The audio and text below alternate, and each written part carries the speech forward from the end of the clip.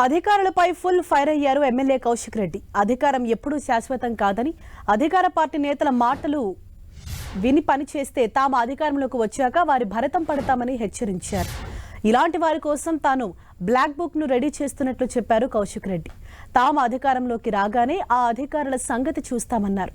లబ్ధిదారులకు వ్యక్తిగతంగా చెక్కులు ఇవ్వరాదంటూ అధికారులకు సూచించారు.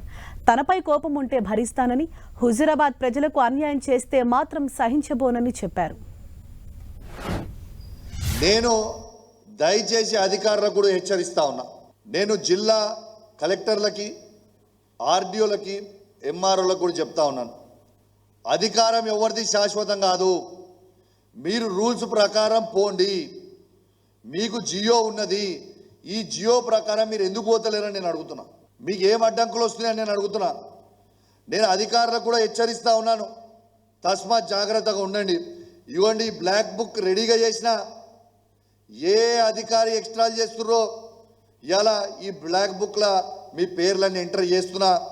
రేపు మా పార్టీ అధికారంకి వచ్చిన తర్వాత మీకు అన్ని బ్లాక్ డేసే ఉంటాయి బిడ్డ, తస్మాత్ జాగ్రత్త అని చెప్తా ఉన్నాను అధికారులకి.